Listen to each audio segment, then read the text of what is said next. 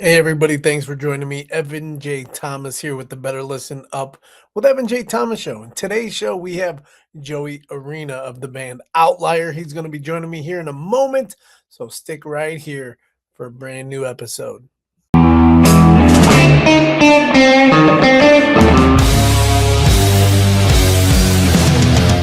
Well, here we go. I got Joey Arena here of the band Outlier. What's up, my man? How you doing? Good, good. How are you?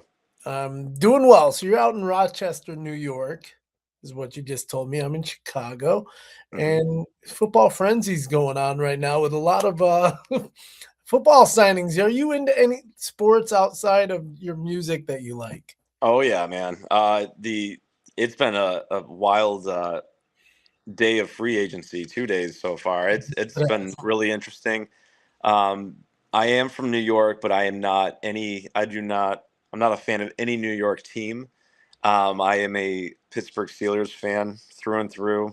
All right. Well, I thank you for that because I'm from Chicago and I'm a Philadelphia Eagles fan. Hey, PA represent. Yeah, there you go. So PA represent. That's funny because I was just in Pittsburgh last year checking out the city for the first time. It's Yeah, beautiful city, man. it Beautiful sure city. is. Beautiful city and never been to Rochester, but eventually I'll get out that way. I've been to downtown New York and, Times Square and, the what is that, Lower Manhattan area. So it's Yeah. pretty interesting area out there. Now, football all aside, let's get into the music because that's what you do. That's what I do. That's what we all do here. So you have a brand new song out, and this is one of my like favorite songs of all time.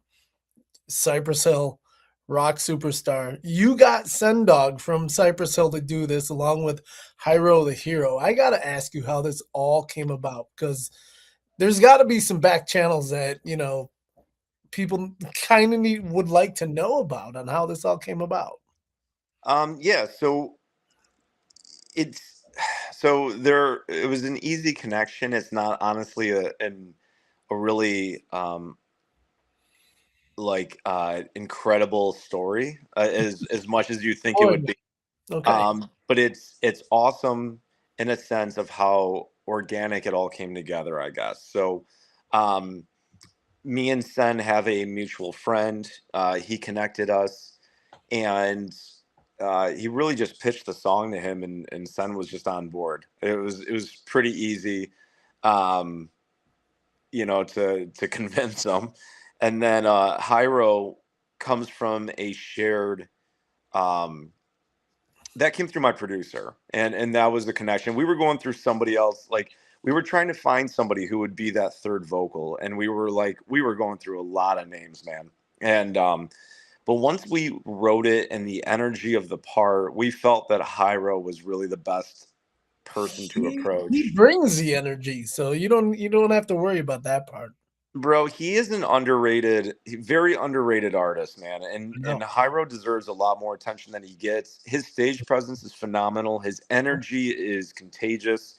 I mean, dude, we hit it off right out the gate. Like when we first met, I mean, we met on set for video or like the night before in like an Airbnb. We just like shared an Airbnb, and I walked in later, from the airport, from flying in, and like right out the gate, man, this guy is like a dude that's just felt like he's been your friend for a while, and he's just the dude brings the party, man. He's just a good guy. So, Yeah, so I've been able to interview him several times, so I kinda get the vibe.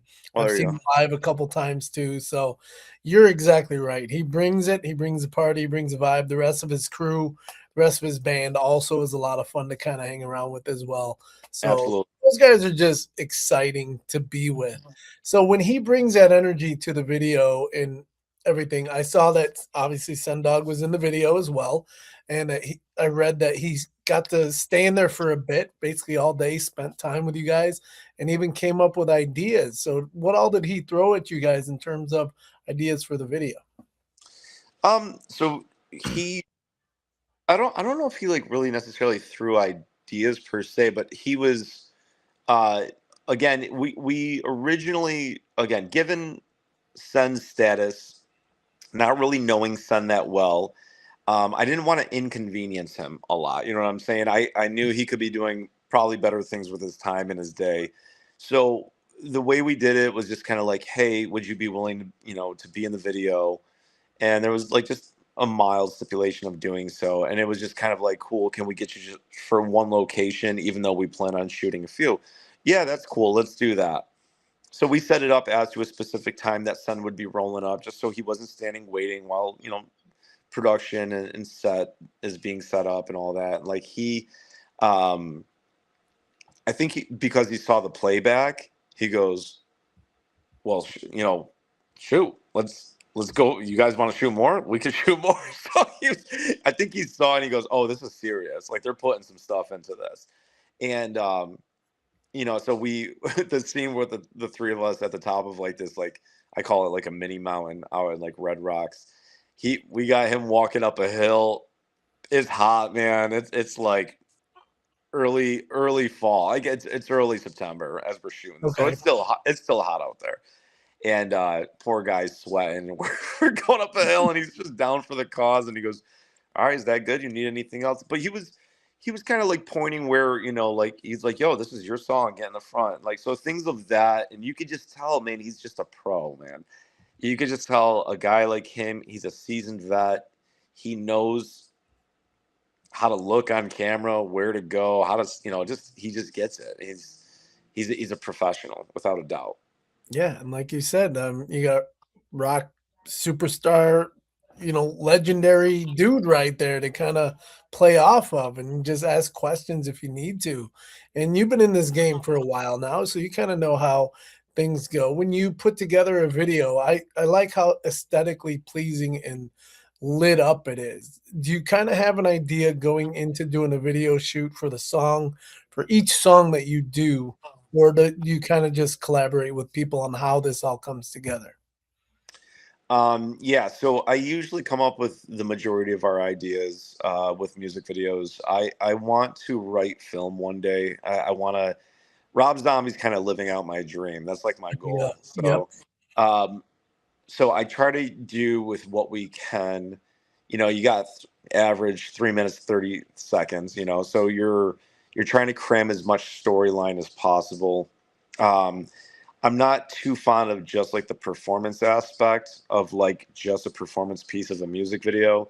It's got to be visually enticing. It's got to just be like stimulating. It's got to maybe push the envelope a little bit. And I like to have fun with it. And no matter the director that I've used, I really put forth a lot into it. And and I kind of like lean on them a little bit to bring that vision to life. So the guys I've worked with are great. I mean, I usually work with Tom Flynn since our song Living Dead and On.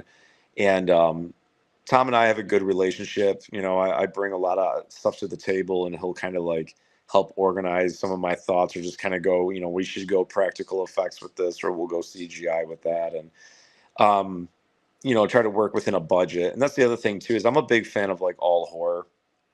Um, okay. and I have a lot of respect for the cult classics that started on small budget and like ended up going big places with it. You know what I'm saying? Because it's the concept that spoke beyond the dollar and how the production. It just tells you like a good movie is going to be a good movie, regardless of whatever the budget could be on that. So Exactly, or it'll just be a B or C movie and just be right. crappy and not have a budget to it, so there you go. Exactly. You have Exactly. you have different ways around it, yeah, especially if you have somewhat of a budget. Obviously, being a fan of Kevin Smith and seeing his early Clerks, obviously, that's not horror, but you know what I'm talking about in I terms of love not having Clerks. a budget. Clerks 2 is the best, man.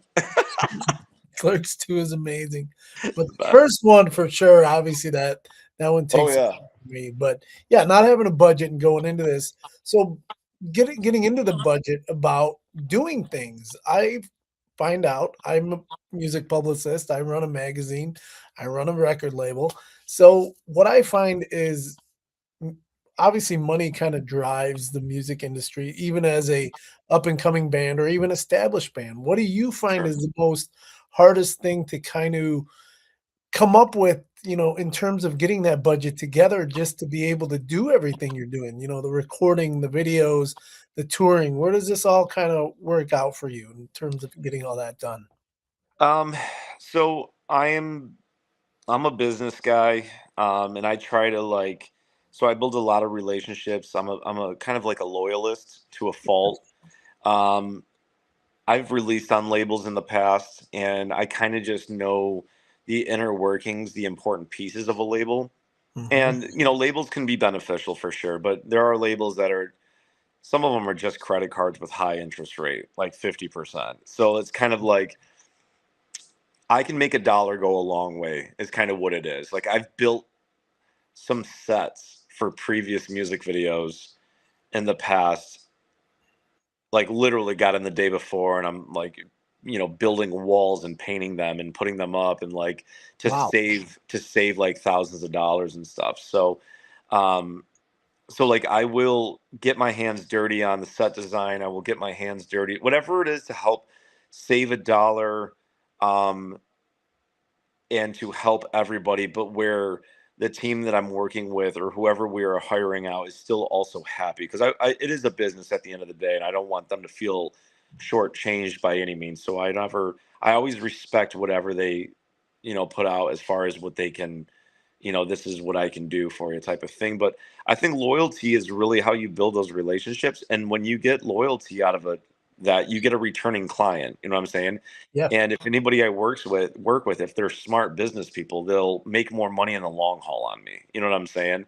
Um, if you're nearsighted with it, then you're going to bop them over the head with one big dollar amount, and good luck with them coming back because there's always somebody out there, especially now, somebody will always do it for cheaper and like still have good quality. I mean, because it's these it's all at our fingertips now. These programs, the software, the cameras on the new iPhone It's and just Galaxies, they're just getting crazy, man. yeah. So if you're like very savvy with editing and you just got an eye for it, I mean, dude, like my first EP, the first Outlier record was recorded in a studio apartment in Cleveland, Ohio. Like literally, we're standing on each other right in front of his bed, and I'm like, screaming in this mic, and he's right next to me, like right there, and we're like yelling, and his apartment complex is flipping out, like they're pounding on the walls half the time.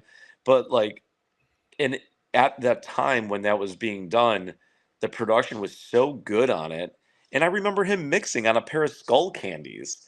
It's just like when you like look It's back on it, crazy. yeah, like I mean, going back, I'm sure you could critique the mixes now, but like at that point, at that time, I've recorded in like $500,000 studios, and I tell you what, it's the guy in the chair, man. Oh, it totally It's the is. talent in the seat, not what's around them and stuff like that. And it's just I laugh about that. I'm so glad that I experienced that because that's again my appreciation for the hands-on, the intimate setting. You get to uh, build that relationship and that core memory, and you really get to make the dollar, kind of just go as far as possible and stuff like that. So Gotcha. And I was going to bring up while you were just saying you've been in those $1 million studios, you've done it in somebody's bedroom. What is your take on bands, especially up and coming bands who do their own self recording and self producing and actually don't have a producer telling them what sounds good and what doesn't? What is your take on that? Excuse me. So when I was younger, I had a little bit more of an elitist mindset when I was younger. I had to write it all. I can't like, uh, not that I wasn't open to feedback, but I felt that I was selling myself short as a musician if I didn't write the song from start to finish. Like somebody's gonna come after me and go, he doesn't write his own music, or like I don't know. I just never wanted to have that finger pointed at me when I was younger, so I kind of had a little bit of like an elite, but I've always been a songwriter though. I've always written for all of my bands. I write for other bands now too. Like I like writing. I really do. I love writing, formulating, and just structure. Just putting the structure together and like having things like make sense and like whatever. So I write a lot of stuff in my head, but at a point now, we live in a world where, they I'm late to this party, but we live in a world now where they want consistency, right? So like you got to feed the algorithm for the DSPs and all that. So consistency, dropping every 4 to 6 weeks. It's, like, but that the problem with that is this is why I hear personally, and it's not a dig at the bands, but this is why everything's sounding the same because everybody's taking a shortcut. And it's like, well, it's working for them, so I'm going to do this. And Bingo. now we're doing it visually. How many masked bands are popping up left and right? Not a dig to masked bands. I'm friends with a lot of them. But Same here. why are you doing it? What gave you the idea? Because you weren't doing it a few years ago. Was it because it works for this band or that band? So now you're doing it? Like you feel that it helps crutch this like this area you're like whatever it is, it's like we just live in this cycle now where a lot of artists are hopping on these trends and these fads and stuff like that. And Yep. that's not what I'm about. I mean, I named the band Outlier many, many, many, many, many moons ago because of that. Like that's who I am as a person. I've always felt like a misfit, as in like I don't like if you do it because you love it, that's fine. But I have a hard time believing that every band that is doing these trends does it because they genuinely love it. Like I think they're doing it because it's cool right now, and this is just what it is. I agree. Um, the amount of metalcore bands that went over to active rock, but yet when Warped Tour was consistent, you were a metalcore band the whole time. With so it's kind of like I know I'm like venturing off on this, but again, I think that this whole need to keep feeding these things. It's creating a little bit there's an urgency behind it all, and I think it's making musicians instead of like slow down and focus on quality over quantity, they're really just putting things out, hopping on the trend. Oh, this is going to be the next big thing, so I got to be a part of this. So I think it's congesting the musician themselves, and I think that it's good to have when you're writing. I mean, if you could do it all yourself and you're just like a prodigy, go for it, whatever. I personally know, and I work with minds that are far more intelligent and talented than mine. And I like feedback. I like growing. The only way I can grow is by bouncing ideas off of people that I respect, that I fully think that are more talented than me. And it allows me to grow and think, oh, I didn't think that. That's really cool. I like that approach. I didn't think of that idea.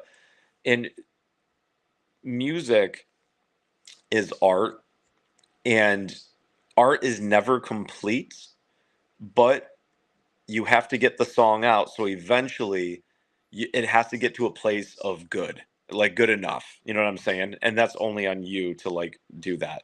I would never be able to self-produce myself or anything like that. I'm too hard on myself as it is, and I would put nothing out. Like I would never do it. I feel like Like, this still isn't good enough. Yep, crap, I exactly. can't do it. Ex- You actually came up with this is something I talk to bands that I work with all the time, the copy and paste mentality, Yep. especially now. And I don't know if it's because of excuse me, AI, ChatGPT, whatever it is, but I find way, way too many bands right now doing the exact same thing with the flow and everything, and just how it's become mainstream now.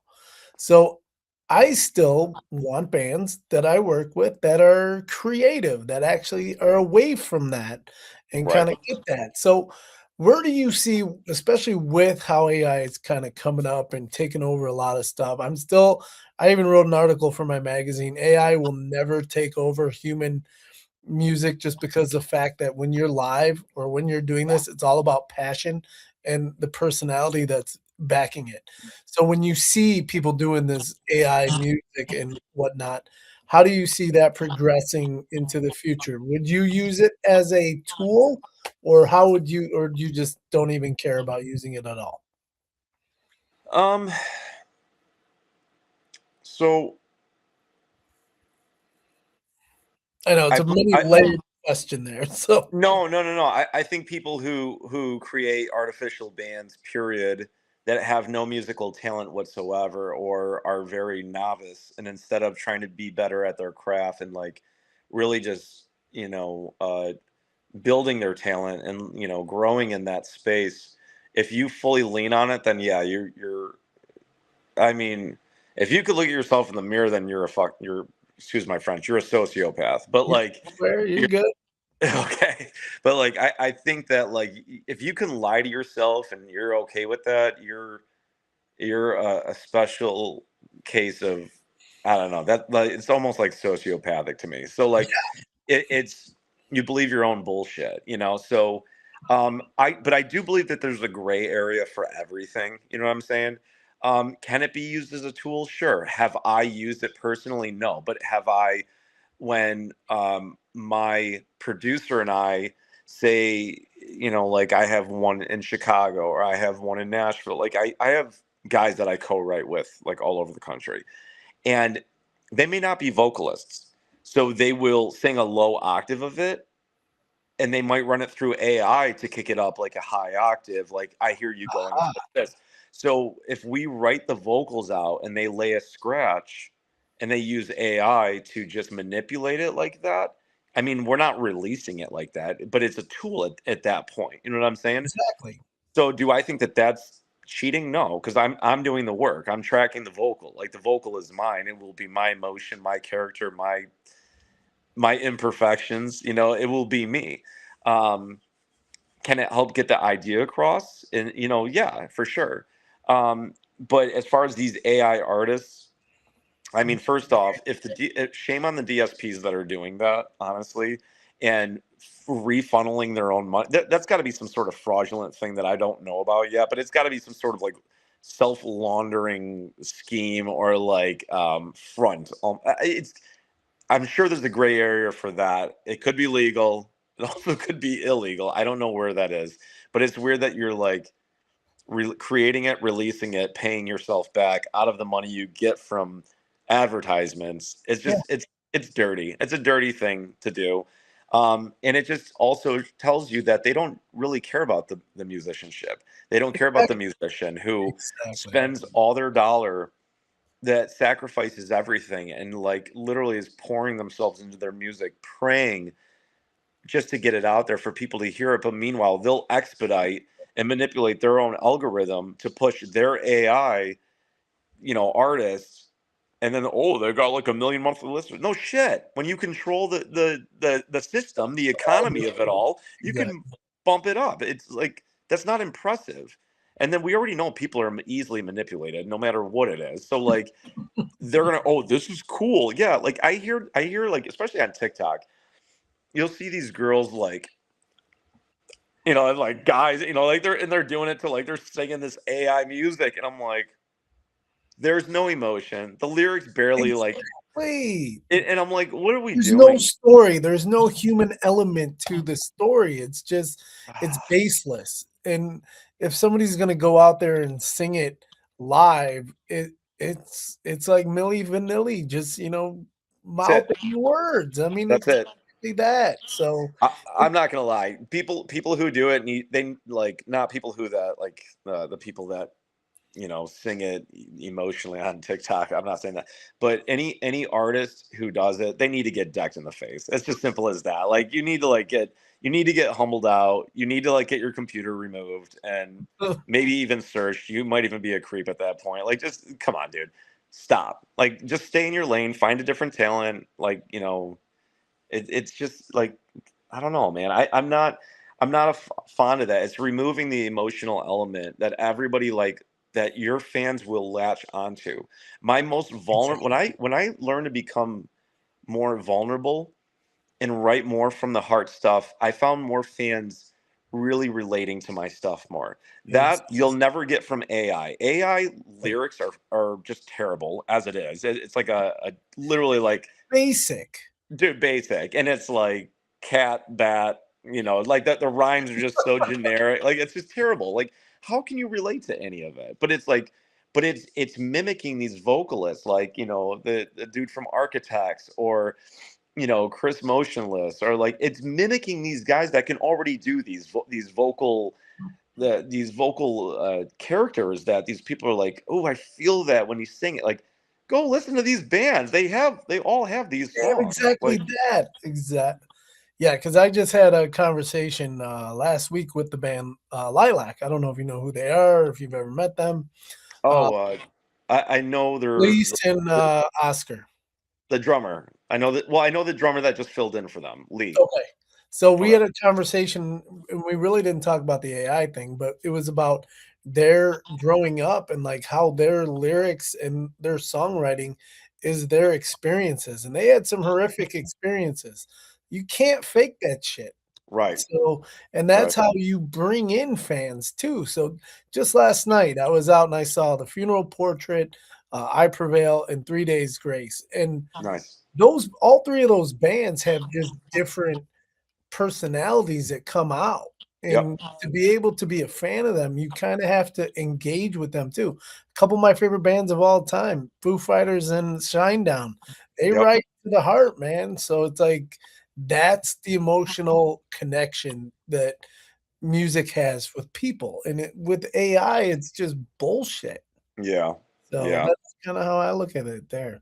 It is, man. It really is. So, where will it go? I don't know, but it needs to be called out. I think that musicians need to stop rolling.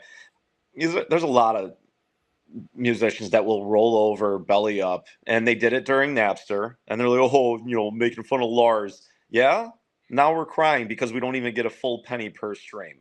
Exactly. So maybe musicians need to start banding together and looking at it as us versus them. That's the problem, but nobody's willing to do that because everybody wants to. They're so scared of, like, the people that are calling the shots that have no musical ability. They have no music talent, and like, we hold the power. The musician holds the power. Guess what? You don't show up to play that show, nobody's going to that show. That venue ain't going to be around. Like that. Exactly. Like, we have the art. We create the art. I mean, I always say it. We're the first to pay out, and we're the last to be paid. I mean, Wow, musicians just, dude. I'm a business guy, bro. I'm business. I have a business. Like, musicians lack a business mindset. Not all. Most musicians lack many of us. because they have a creative mindset. So they come from a good place. Um, and that's why most of them end up hating their record contracts because they don't understand the business side, or they got a bad lawyer who didn't explain it to them, whatever the reasons may be.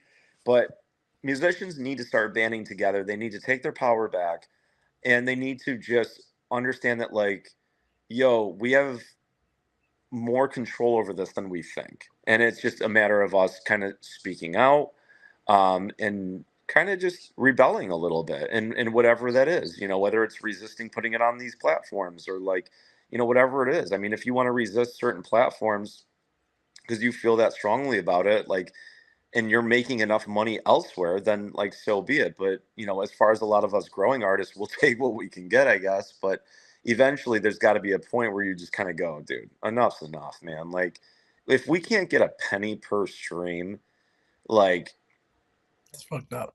It's fucked up. but all the people that work there, and the CEOs can make stupid money. Like, they're making money off of you, like, that much money off of you. And again, they have a business. They should make money off of you. I get it. To run a business, But you got to so do create. you.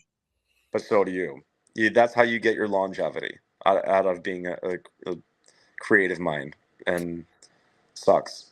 So I think you just named your next cover if you were to do one. You're gonna do Public Enemy with Chuck D, Take the Power Back. Oh yeah, dude, so good. So Wouldn't good. that be amazing to do something with Chuck D in Bro, that? don't test me. I might even try to go that route. Who knows with me? I mean, if you do, I just want a little bit of name credit. Be like, Absolutely. all right, Absolutely. Evan told me to do this. This is what's gonna happen.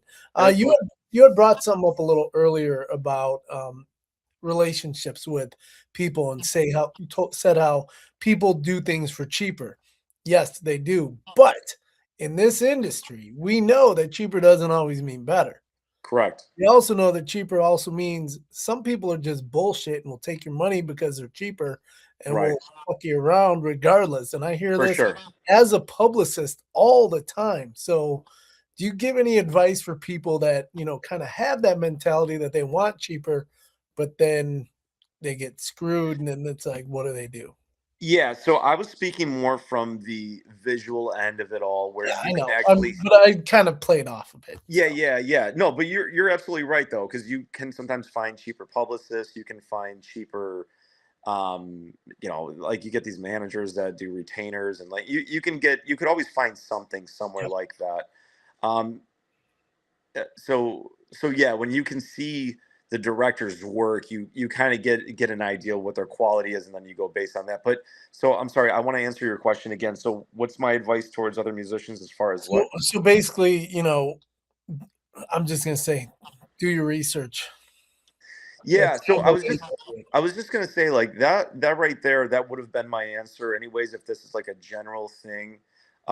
Really, like the proof is in the pudding.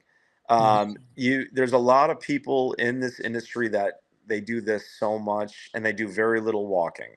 mhm, And I think the biggest thing is with music, you can look at uh, the resume a little bit, and who you've worked with, who's a returning client too. Nonetheless, I mean, you could get lucky, work with them one time, but they might not return because the results weren't really there. And I try to give people a couple shots before I make that decision, because you can't always. I'm always quick to point the finger at myself before I point it at somebody else. So I make sure, like my team, for instance, I need to provide them with the right tools and essentials. I don't lean on my team. I lean on them to do their job, and that's it. But I lean up more on myself to provide them with the quality to represent and shop that thing out. If they can't do it with me after a handful of times, I'm like, all right, maybe you've exhausted your resources and it's just not working. We can shake hands, and just go our own way, like amicably, yeah. and I'll reach Business out on the professional. holidays and see how you're doing. But like, Business for professional, that's how I always say it. absolutely, man, absolutely. And I think that what may work for somebody may not work for you. Like honestly, too, there's so many factors in it. Sometimes it's just luck and timing, which is just outside of all of our control. So, um, but yeah. So Okay, just so there's that answer. Let's get into you have more new music coming out in the near future. yes. No release date as of the moment here, but we are hyping for new music. And like I said, this is the year of consistency for us. So Cool. uh, I've been in the studio all week. I'm going down to Nashville next week to be in the studio. I'm constantly writing, so I'm here to bring the heat this year. Nice. And what I see is a little tour starting April 21st in Cleveland. Yes, sir. So we're going out with our friends in Silent Theory and Discrepancies. Um, Oh, nice. Okay, I know some of the guys in both bands. yeah, yeah, great dudes, man. We're really excited about this like package as a complete. Everybody's awesome. This would be our second run with Silent Theory. So it starts in Texas, but we're getting ourselves down, with a Cleveland stop, and then 2 days of driving, and then it starts, I believe, in Houston or Dallas. I can't remember, in Texas, Houston. and then I'm looking at it right. Houston. Yeah. Cool. And then we work our way up the West Coast, and then we got some dates coming back, and we got a Chicago date Yeah, actually. I see that, right? Actually, I was just there the other night at the same venue, the West Chicago Social Club, Yeah, for Butcher Babies, Lilac, and Eva Under Fire. So yeah. my goal is to be there for your show, so that way, I can photograph you and also meet you in person. Oh, that'd be great, man. Absolutely. Yeah, Yeah. I So see that, and then, you're finishing up at, in Cadillac, Michigan, I think, what's the name of the place that's there? Shit, I forgot the, that the venue. venue, the venue, Cadillac. Yeah, there you go, it's called The Venue. The Holy venue, yep, yep. Or the venue event center. Yeah, dude, uh so all the venues we're hitting, we have really good relationships with all of them, which I love, like as far as our headline dates to and from. Foundry, again, in Cleveland. Like these places are places we consider like second homes. The venue in Cadillac is so hospitable. I absolutely love them over there. They're great people, and West Chicago's great too. It's one of my favorite sounding venues too. When I'm on They stage, do I get. have great sound. It sucks to photograph there, but great I'm sound. sure. I'm sure. I'm sure. Yeah. I'm a guy that like I like to feel the rumble under my feet. And every time we play there, I'm like, yes. They just know how to juice that sub up for me. And I love No the rumble. photo pit. I have to shoot from the crowd, which sucks, but Yeah. and Yeah. usually it's a lot darker than normal. But I can bump up my camera a little bit. But yeah, it'll be cool to see you guys finally in person too when you come to Chicago. And that is again on May 13th in West Chicago at the West Chicago Social Club. That tour starts, and like you said, it starts going to be in Cleveland on April 21st, but then you're going to be in Houston for after a 3-day drive on the Yep. 24th. And then you Yep. got the new music. So you got that out. And then you got obviously the brand new song that just was recently released that is spinning on my radio station, the Badass Radio Network. So Thank you. that is Rock Superstar along with Sendog and Hyro the Hero. And Joey, man, it's been a pleasure having you on. Evan, thank you for having me, man. And Anything thank else you'd like to promote or throw out there? I don't know, man. You asked a lot of great questions. You asked all the, what's in the future. Just working on more tours. We'll have some stuff if we don't see you on this run. I know we're working on an East Coast run as well. Nice. I know we've been asked to come back that way too. So just look out for more dates. Any bands that you want to tour with that you haven't yet?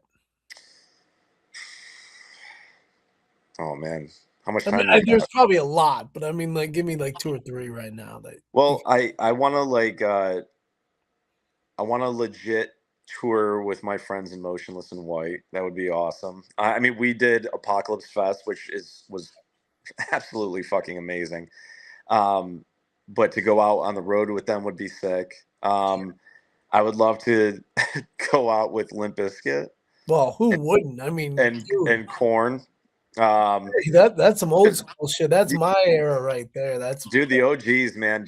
I want to go out with the OGs, bro. That's really what it is. You know what I'm saying? How much, while they're still touring, I want to take advantage of it. You know what I'm saying? And you then, do Fred Durst with the white beard and the dad hat.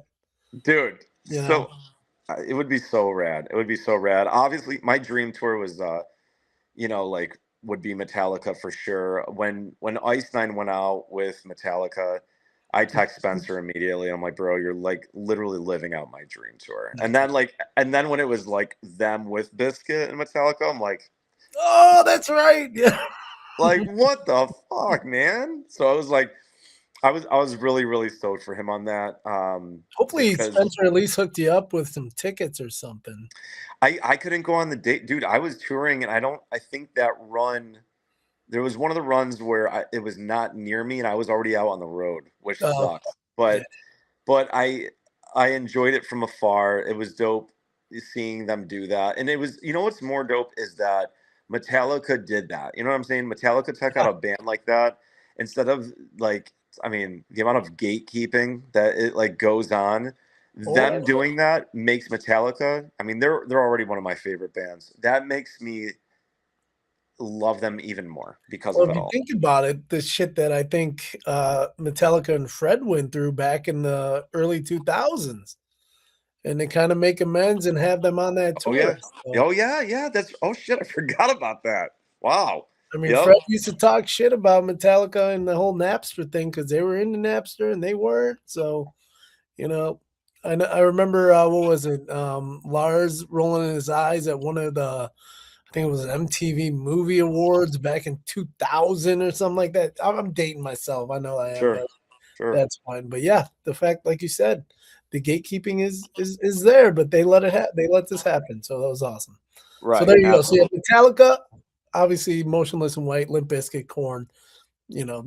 Some of the best of the best. Insert Slipknot, rest of the OGs. I mean, dude, if Orgy makes, I don't even care wherever they're at. He might be coming back, and somebody that might be in that band too that you and I are both friends with. Yeah. Yep. So you might have to reach out to him because the last time I talked to him, he said it's very possible this year. I'm not gonna mention his name, but I think you know who I know.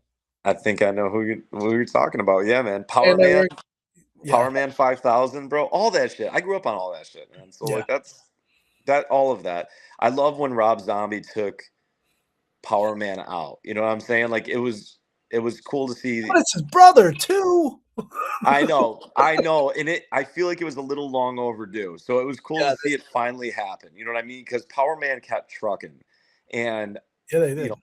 full respect to them. You know what I'm saying? They're for continuing on, and then like, They've been touring like nonstop for years dude, because I saw them back in 2010. yep, yep, Photographed them, and they didn't really have any new music out. They were just churning it out. They're just going and going, and even to this date, they're still doing stuff. I'm gonna be working a festival that they're gonna be playing in August, so dude. I'm They could play when worlds collide from beginning to end, and that's all they really need to It's do. that Oh, first album, so good. Neckbone to Backbone. You got that whole thing right Oh, there. yep, yep, You yep, know, what is it? 1,000 Miles of Texas. Forgot yep, the name of that song. 50,000 miles, whatever it is. yep. But Joey, make sure, and I'm going to do the old man thing. Make sure you follow them on the socials there, Outlier. Is it still OV or is it OU? The OV is a thing of the past now. We have officially rebranded with OU You should have told me that TLIER. before I had the wrong name up there once again. It's all good, man. The SEO brings everything together. So Well, look at that. I just changed it for you. Now it's Outlier. there we go. Because it is hard to make sure, especially if you don't know that it's a V. If you're looking it up on social media, you can't find you. I know. The some of the things will bring it in together now. The OVTLIER and the OUTLIER will bring it, like, if you go on our Instagram, you can type in either or, it'll bring it up. No, come up, yeah. Same thing with Facebook too. So Okay. yeah, and as far as Twitter and TikTok, it's just Outlier Sucks with a U. So There you go. those are our handles. Oh, I just realized too that I got rid of the T on that last one also. There So we go. oh my God. I must be a moron not paying attention to what I'm even putting up here. It's quick, man. Oh. It's quick typing. Yeah, but yeah, make sure you guys check out Outlier on their upcoming tour. They have a new album coming out. The new song is out now. And Joey, man, I'll be seeing you on the road. Ivan, thank you, man. I look forward to seeing you, man. See ya. Until next time, rock Bye. on.